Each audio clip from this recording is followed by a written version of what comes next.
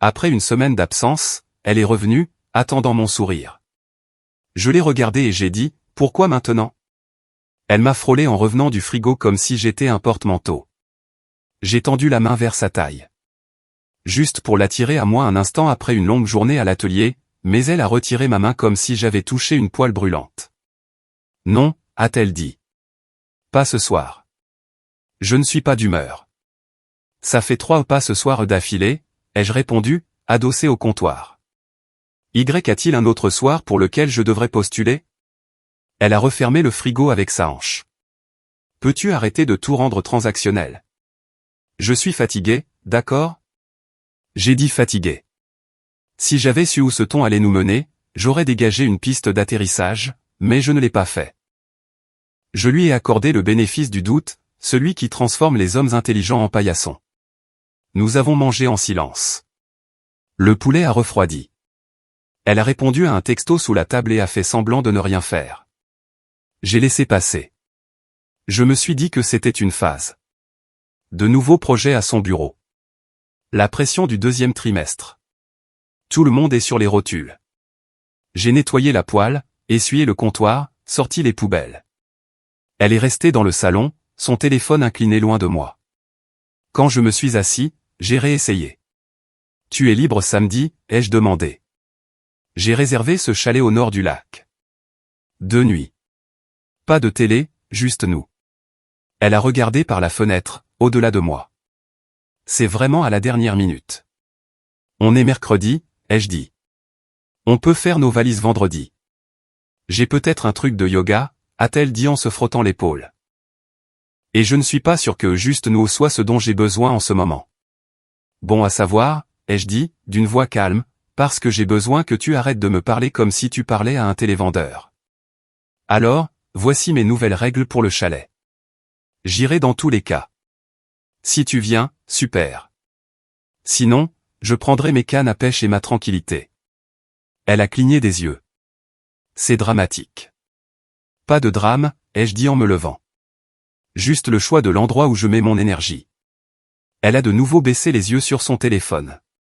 Ce qui était sur cet écran était apparemment plus intéressant qu'un week-end avec son mari. J'ai pris mes clés et je suis allé au garage.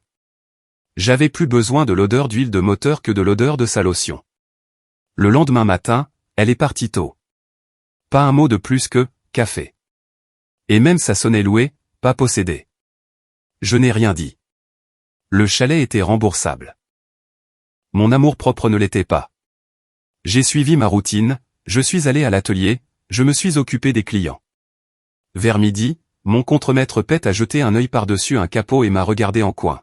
« On dirait que t'as dormi sur du gravier », a-t-il dit. J'ai dormi dans mon propre lit. Ça doit être un sacré lit. Il n'a pas insisté, et je lui en ai été reconnaissant. Les types comme Pet savent quand parler et quand vous tendre une clé à molette. Ce soir-là, j'ai réessayé. Je ne suis pas thérapeute. Je suis un homme qui possède une petite entreprise et qui peut réparer un carburateur les yeux bandés. Mais je peux poser une question directe. Qu'est-ce qui se passe avec toi, ai-je demandé après qu'elle a repoussé son assiette. Tu es distante. La tête ailleurs même quand tu es là. Elle s'est léché la lèvre. Elle gagnait du temps. Je suis submergé. Je t'ai dit qu'on lançait un nouveau produit. Mike m'écrit. Mike, ai-je répété. Ton chef de projet. Ouais. Est-ce que Mike aime les week-ends justice? J'ai posé la question comme une blague, en gardant une voix légère. Ses yeux ont lancé un éclair. Ce n'est pas drôle. Ce n'était pas censé l'être, ai-je dit. C'était censé avoir une réponse. Elle s'est reculée de la table. Tu me donnes l'impression d'être fliqué. C'est étouffant. Ce n'est pas mon but, ai-je répondu. Mon but est la clarté. On peut accepter des contraintes de temps, bien sûr, mais on ne peut pas vivre dans le mystère. Elle a attrapé son sac. Je vais faire un tour en voiture. Prends ton temps, ai-je dit. Je serai dans le garage. Comme ça, je ne pourrai pas t'étouffer. La porte a cliqué. La maison a expiré. J'ai fixé la chaise vide en face de moi et j'ai pensé à une vingtaine de petites choses du mois dernier. J'avais ignoré un nouveau code sur son téléphone. Les soirées tardives étiquetées, synchro d'équipe. La façon soudaine dont elle riait devant son écran puis le retournait quand j'entrais. Je me suis dit que je ne jouerais pas au détective. Je jouerais l'homme. Ça signifiait fixer des conditions, pas fouiner comme un adolescent. Alors, j'ai commencé par quelque chose de simple. J'ai divisé notre calendrier. J'ai effacé mon nom de ses engagements sociaux, annulé le chalet et réservé un week-end en solo au pavillon de pêche pour le mois prochain. J'ai transféré de l'argent de notre compte joint vers mon compte professionnel, là où il devait être. Pas de drame, pas de mémo, juste de la logistique. Quand elle est revenue, je polissais une clé dynamométrique. Elle se tenait dans l'embrasure de la porte du garage, observant le sol propre, les bacs étiquetés, mes bras noirs de graisse. Elle disait autrefois que cet endroit était apaisant. Maintenant, elle avait l'air offensée par l'odeur. « Tu as annulé le chalet ?» a-t-elle dit. « Oui. Parce que j'avais besoin d'espace. »« Non, parce que j'ai besoin d'arrêter de mendier ton temps. »« C'est mesquin. »« Appelle ça un changement de politique, ai-je dit. »« J'ai fini de courir après toi. » Elle a ouvert la bouche, l'a refermée, a secoué la tête et est retournée à l'intérieur. J'ai entendu la douche. Plus tard, quand je suis monté, la salle de bain sentait l'eucalyptus et un nouveau shampoing que je n'avais jamais vu. Elle était déjà au lit, tournée de l'autre côté, son téléphone brillant sous les couvertures.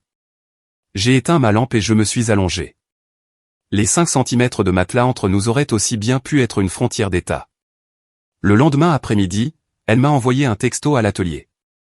Dîner chez ma sœur dimanche. Sois gentil. C'est tombé comme un ordre. 2 mots en retour. Peux pas. Prie. 5 minutes plus tard. Prie pourquoi? Livraison de courses. Préparation des repas. Quelques petites choses que j'aurais dû faire plus tôt. Elle n'a pas répondu. J'ai programmé la livraison juste pour que ce ne soit pas un mensonge. C'est ce que font les hommes quand ils décident d'arrêter de demander. Ils s'assurent que les faits correspondent. Dimanche est arrivé et avec lui ma première preuve que la distance n'était pas aléatoire. À 9 heures du matin, elle est entrée dans la cuisine dans un pull doux et avec un brushing frais. Je coupais des légumes. Elle sentait l'échantillon de grands magasins. « Tu vas vraiment zapper ma sœur ?» a-t-elle demandé, à la fois agacée et surprise. « Tu as envoyé un ordre ?» ai-je dit. J'ai décliné. « Et c'est une invitation la prochaine fois. C'est important pour moi. » Ce qui compte pour moi, c'est le respect, ai-je répondu. Si tu veux que je sois là, tu demandes. Si tu veux un accessoire, commandant un en ligne. Elle a pris une inspiration et a changé de ton. C'était le premier adoucissement. D'accord, a-t-elle dit. Je te demande. Viendrais-tu? Elle a eu une semaine difficile. Ce serait bien de se présenter en équipe. J'ai posé le couteau. Mieux. S'il te plaît. Encore mieux. Alors, tu viendras. Je passerai pour 1 heure, ai-je dit, mais je conduis séparément et je pars quand j'ai fini. Elle a hoché la tête comme si elle avait gagné. Je l'ai laissé garder son trophée. Ce n'était pas un trophée de guerre. C'était une entrée dans mon calendrier. Sa sœur, Kelly, vit dans un 3 pièces avec un trampoline dans le jardin et un mari qui collectionne les décapsuleurs fantaisie. Dès que nous sommes entrés, ma femme a activé une version d'elle-même, lumineuse, que je n'avais pas vue depuis des mois. Elle riait trop fort. Elle me serrait le bras pour la galerie. Elle échangeait des histoires comme une présentatrice de journal local. Kelly m'a attrapé dans la cuisine près des chips. Elle est directe de nature. Vous deux, ça va, a-t-elle demandé à voix basse. Définir ça va, ai-je dit. Elle est différente, a dit Kelly. Beaucoup de soirées avec des collègues. Je ne crois pas à tout. Notez. Ma femme est arrivée, un verre de vin à la main. Vous jacassez sur mon dos, a-t-elle gazouillé. Toujours, ai-je dit, impassible. Je viens de dire à ta sœur que c'est moi le difficile. Kelly a reniflé. Le sourire de ma femme était tendu. J'ai regardé ma montre. Dans le salon, le mari de Kelly, Rob, a allumé le match. Le canapé est devenu une petite île. Ma femme s'est perchée sur la coudoir et a fait défiler son téléphone, puis s'est penchée vers moi. Tu peux arrêter d'être si distant, a-t-elle chuchoté. C'est embarrassant. Sois clair, ai-je répondu. Tu me veux ici en tant qu'invité ou en tant que décor? Elle s'est reculée. Laisse tomber. Déjà fait, ai-je dit en me levant. Kelly, merci pour l'invitation. Rob, profitez du match. Je suis parti sans cérémonie. Dehors, l'après-midi avait cette lumière jaune brûlée qui rend tout honnête. J'ai conduit jusqu'à l'atelier et j'ai fait l'inventaire, ce qui était d'une certaine manière moins solitaire que de faire semblant dans un salon. Ce soir-là, elle est rentrée silencieuse. Je m'attendais à une explosion. Au lieu de cela, elle a posé un bol de soupe devant moi pendant que je faisais les comptes à la table de la cuisine. J'en ai fait en plus, a-t-elle dit. Tu avais l'air épuisé tout à l'heure. C'était son deuxième adoucissement. Doux, pratique, presque gentil. J'ai goûté la soupe. Elle était bonne. C'est agréable, ai-je dit. Je n'ai pas aimé ce que j'ai ressenti aujourd'hui, a-t-elle murmuré. Nous devons retrouver notre rythme. En effet, ai-je convenu. Et le rythme aime les limites. C'est-à-dire? C'est-à-dire que j'en ai fini avec les ordres spontanés. Je ne suis pas ton plus un par défaut. Demande. Je répondrai. C'est la première phase. Ses yeux se sont plissés. La première phase de quoi? De nous respecter mutuellement, ai-je dit, la cuillère en suspens. La phase 2, ce sont les téléphones face visible à la maison. Si je ne peux pas le faire, je dirai pourquoi. Toi aussi. Nous n'avons pas besoin de nous fliquer. Nous avons besoin de supprimer le doute. C'est intrusif. C'est transparent. Elle a touché mon avant-bras. On peut éviter de transformer notre maison en manuel de procédure? Je préférerais, ai-je dit. Mais ton comportement a rendu la chose nécessaire. Elle a retiré sa main. Merci pour la soupe, ai-je ajouté en me levant pour prendre de l'eau. En passant, j'ai retourné mon téléphone, écran vers le haut, à côté du sel. Elle l'a regardé comme s'il contenait un serpent. 2 jours plus tard, elle a déclaré que les nouvelles règles étaient oppressantes. Elle a dit qu'elle ne pouvait plus respirer. Elle a dit qu'elle avait besoin d'espace. Les mots sont tombés dans l'entrée alors qu'elle fermait la fermeture éclair d'un sac de week-end. Une pause, a-t-elle appelé ça, debout avec la sangle sur sa poitrine. J'ai besoin de savoir si c'est vraiment ce que je veux. Dernièrement, j'ai l'impression d'être dans une cage. J'ai dû rater la serrure, ai-je répondu, la main sur la rampe. Tu vas et viens comme bon te semble. Je veux être sûr de toi, a-t-elle dit. De nous. Je suis sûr de moi, ai-je répondu. Je ne vis pas dans des cages. Je vis dans des maisons où les gens se choisissent mutuellement. Elle a fixé la porte, puis moi. Je vais chez mon ami Adi pour une semaine. Pas de pression. On parlera après. Fais-moi une faveur, ai-je dit, calme comme un lac plat. Désactive ton partage de localisation si tu vas prétendre que je suis un gardien. Tu l'as désactivé de toute façon. Je ne te dois pas de suivi, a-t-elle lancé. Tu me dois l'honnêteté, ai-je répondu. Mais bien sûr, appelle ça une retraite. Sa mâchoire s'est crispée. Elle est sortie. La porte s'est fermée. La maison a changé de forme. J'ai regardé les feux arrière disparaître et j'ai senti quelque chose se mettre en place, comme une douille qui trouve un boulon. Je n'ai pas fait les 100 pas. Je n'ai pas fait teinter les verres. Je n'ai pas appelé d'amis pour recueillir des opinions.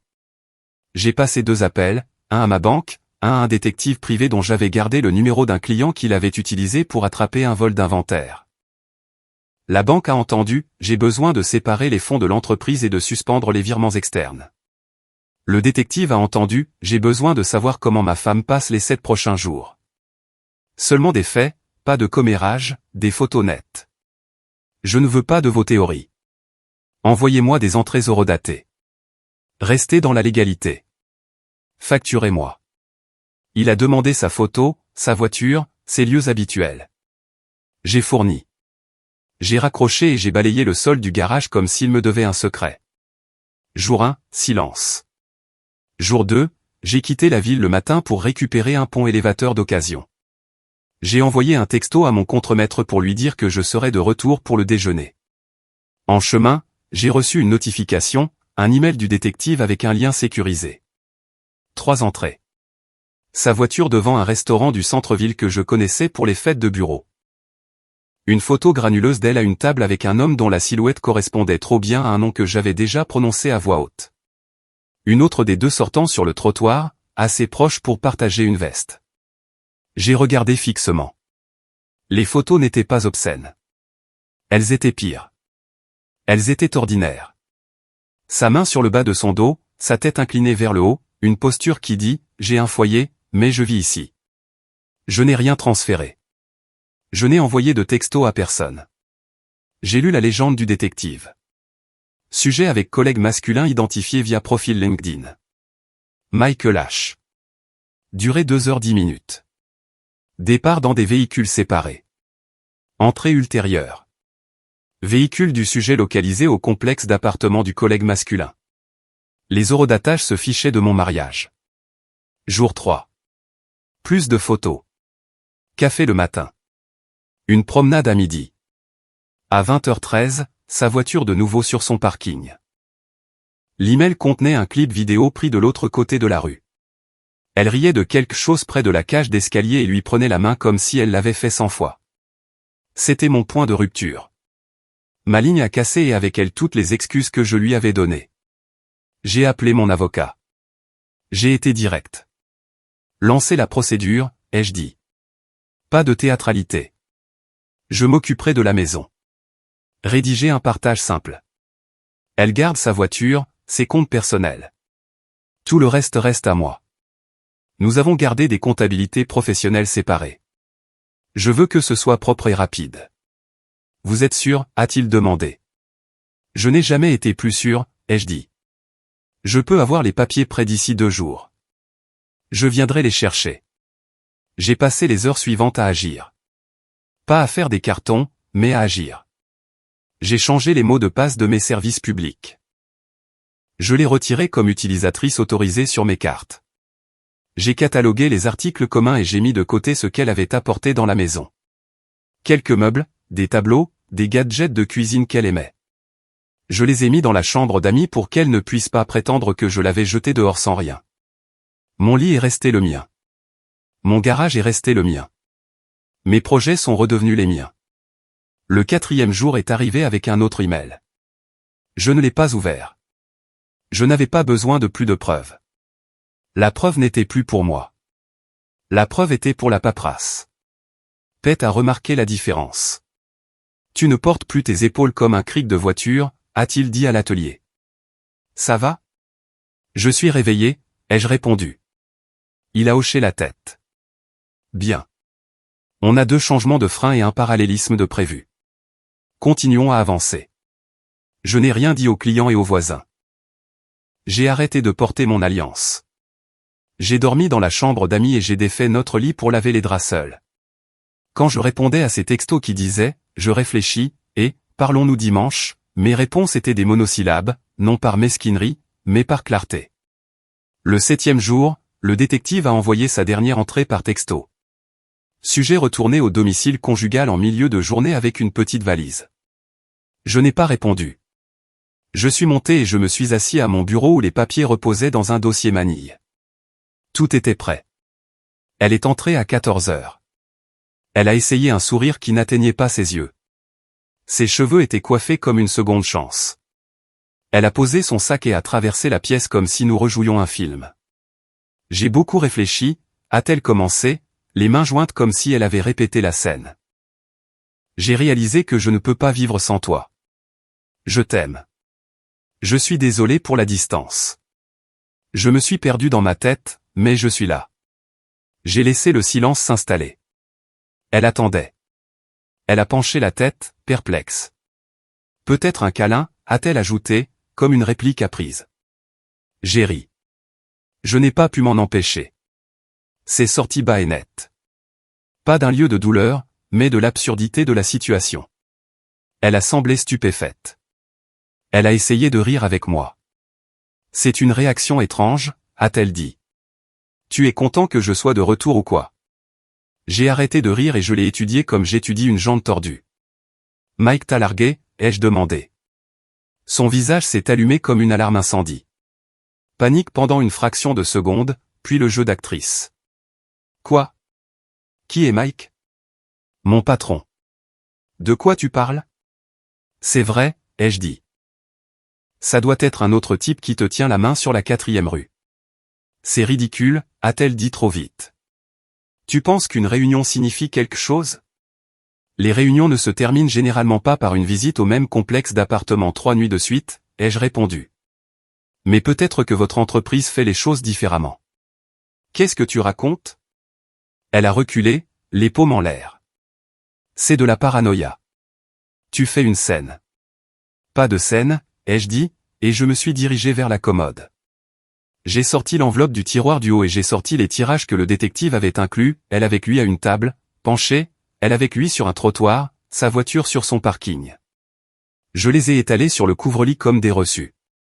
Elle les a fixés, cherchant une faille.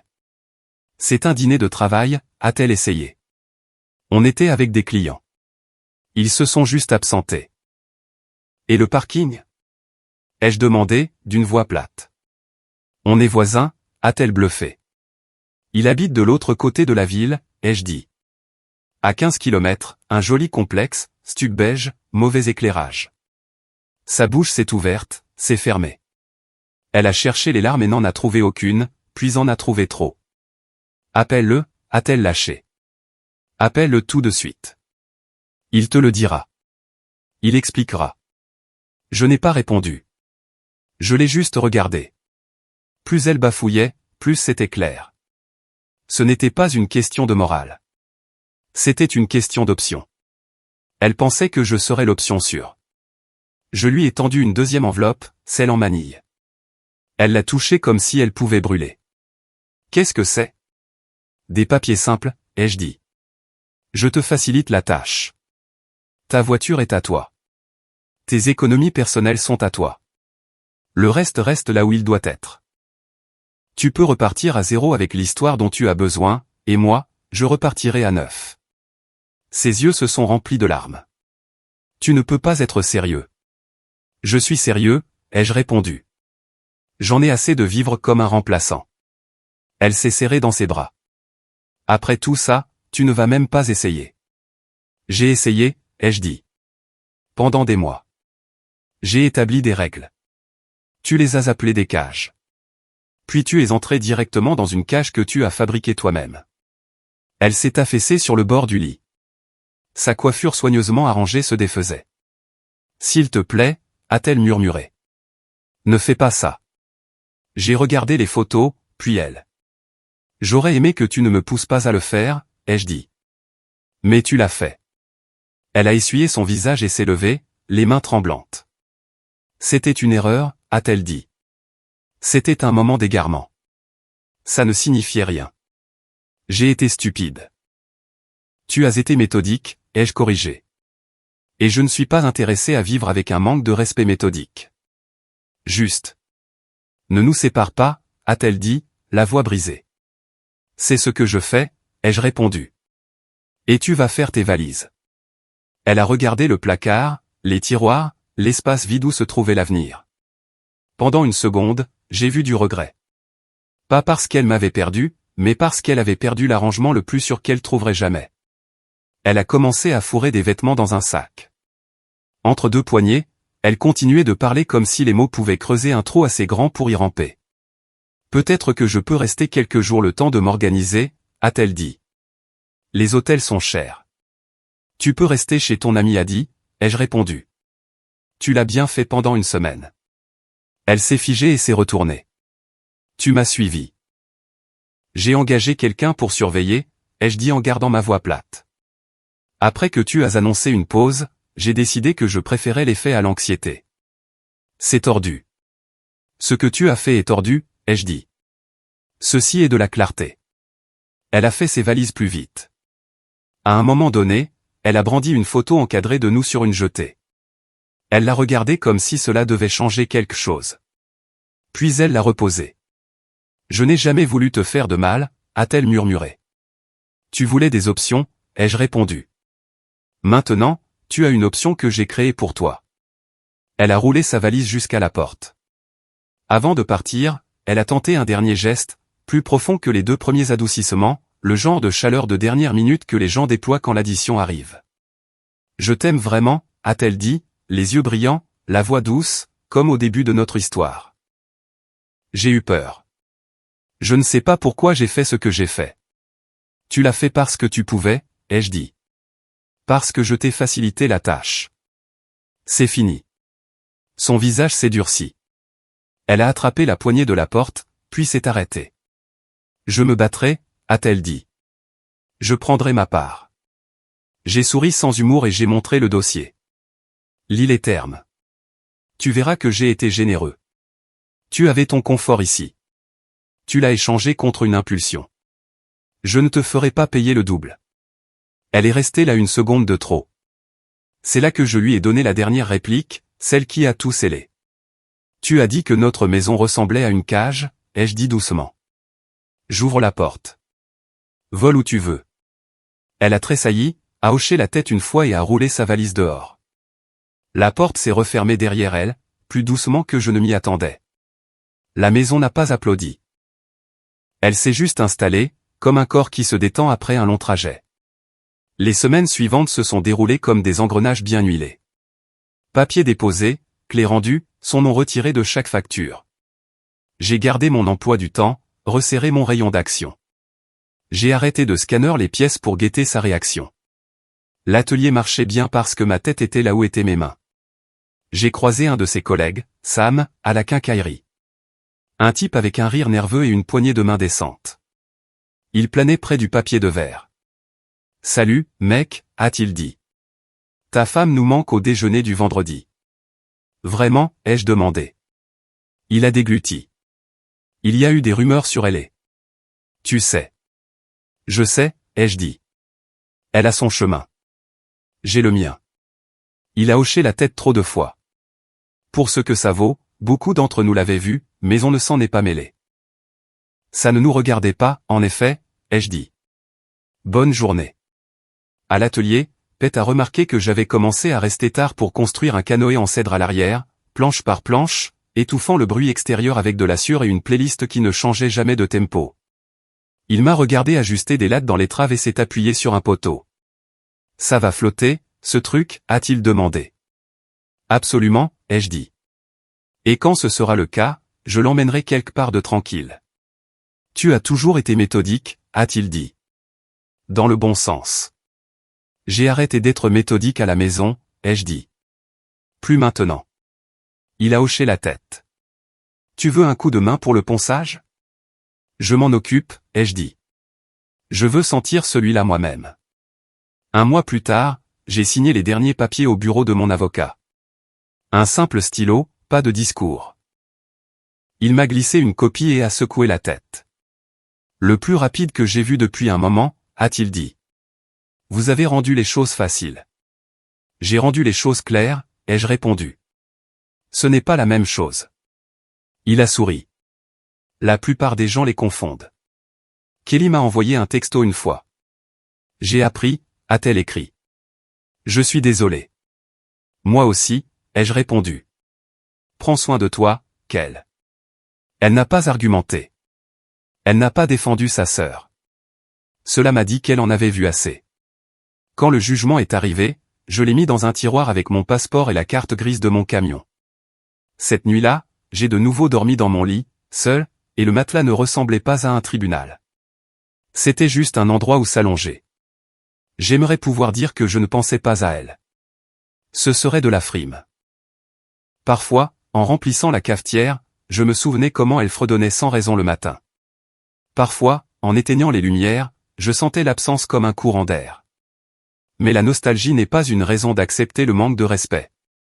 C'est juste un mauvais peintre qui essaie de retoucher un mur qui a besoin d'être remplacé. J'ai acheté une Harley d'occasion à un type qui déménageait en Floride et j'ai passé les samedis sur le parking derrière l'atelier à changer des pièces auxquelles on ne pouvait pas faire confiance. Le dimanche, j'emmenais le canoë au réservoir à l'aube et je partais dans une glissade lente que personne ne pouvait interrompre. J'ai arrêté de boire la bière bon marché que je gardais parce qu'elle aimait une certaine marque et j'ai commencé à acheter du bon riz, une bouteille à la fois, principalement pour les invités. La télé ne me regardait plus. Un copain de la salle de sport m'a présenté sa cousine, Lorraine. Elle dirige une entreprise de traiteur et parle comme quelqu'un qui comprend les plannings. Nous avons pris un café, puis une pizza, puis nous n'avons rien étiqueté du tout. J'ai gardé mes attentes basses et mes standards élevés. Elle ne m'a pas demandé d'être autre chose que stable. J'aime ça. Mon ex. J'ai eu 2 nouvelles que je n'avais pas demandées. L'une est venue de Sam, qui est de nouveau passé à l'atelier, ayant besoin de nouvelles plaquettes de frein. Comment va votre département, ai-je demandé, les mains dans un passage de roue. Il a grimacé. Tendu. Il y a eu des retombées. Même, il s'est éclairci la gorge. Elle est. Tu sais qui. Ça a fait long feu après que les RH ont commencé à fouiner sur les limites au sein de l'équipe. L'amour au bureau a une garantie courte, ai-je dit. On dirait bien, a-t-il marmonné. La deuxième nouvelle est venue de Kelly. Elle a envoyé une seule ligne des mois plus tard. Elle a emménagé avec une amie pour le moment. Pas de plaidoyer, pas d'explication, juste un fait. Je n'ai pas répondu. Il n'y avait rien à dire. Financièrement, je suis resté à flot. Elle est partie avec sa voiture et ses économies personnelles. La maison est restée la mienne. L'atelier s'est agrandi avec 2 nouveaux clients venus du lac après avoir entendu parler du canoë par un type au magasin d'appât. La vie a fait ce que la vie fait quand on arrête de nourrir le drame. Elle est devenue simple et bonne. Parfois, un voisin me voit laver le camion et me demande si je vois quelqu'un. Je leur dis que je vois la lumière du soleil, l'assure et mon propre temps. Je leur dis que je ne suis pas fermé à l'idée de quelqu'un, mais que je ne suis pas pressé. Je ne cours après personne. Je ne passe pas d'audition. Les gens pensent que le plus dur est de partir. Ce n'est pas le cas. Le plus dur, c'est de refuser de troquer sa dignité contre une paix qui ne vient jamais. Une fois que vous arrêtez de négocier les termes avec quelqu'un qui ne joue pas franc jeu, le reste n'est que logistique. Elle est revenue après une semaine et a joué l'amour comme une scène qu'elle avait mémorisée. J'ai ri, non pas parce que je ne crois pas au pardon, mais parce que je crois davantage au respect. Quand j'ai demandé si Mike l'avait laissé tomber, je le savais déjà. Les photos ne servaient pas à surprendre quelqu'un. Elles servaient à me rattraper à la vérité. Si j'avais cru à son spectacle ce jour-là, je serais encore en train de vérifier la lueur de son téléphone du coin de l'œil, me demandant quelle version d'elle était réelle. Maintenant, je dors 8 heures. Je fais de la moto le samedi. Je façonne du cèdre propre et je le mets à l'eau avant que le soleil n'attire la foule. Je serre la main des clients et je le pense. Et quand je me regarde dans le miroir, je ne vois pas un homme qui s'est fait avoir. Je vois un homme qui a cessé d'être commode. Vous voulez une dernière réplique? Quand elle s'est tenue à la porte et m'a demandé de ne pas jeter ce que nous avions, je lui ai dit la seule phrase qui me semblait juste. Je ne jette rien, ai-je dit. Je reprends ce qui n'aurait jamais dû être à toi de dépenser en premier lieu. Mon temps. Elle est partie. Je n'ai pas couru après elle. La porte s'est fermée et est restée fermée. Ce n'est pas de la colère. C'est de l'entretien. Je me suis souvent demandé combien de temps j'aurais continué à essayer si elle n'avait pas demandé de pause. Peut-être des mois, peut-être des années. Cette semaine était un cadeau emballé dans un mensonge. Elle m'a donné des preuves, et les preuves m'ont donné une direction. Le reste n'était qu'un trait de plume et une valise. C'est drôle comme la fin semble simple quand on arrête de prétendre que le milieu était compliqué. Je ne suis pas amer. Je ne suis pas en croisade. Je fais juste ce que j'aurais dû faire la première fois qu'elle a retiré ma main de sa hanche avec ce petit « pas ce soir », fatigué. Je choisis où je mets mon énergie. Et je garde une place dans le canoë. Pas pour quelqu'un qui me complète, mais pour quelqu'un qui respecte le fait que je suis déjà complet. Quand je serai prêt, je remarquerai qui veut pagayer, pas se faire remorquer. C'est le plan. C'est suffisant.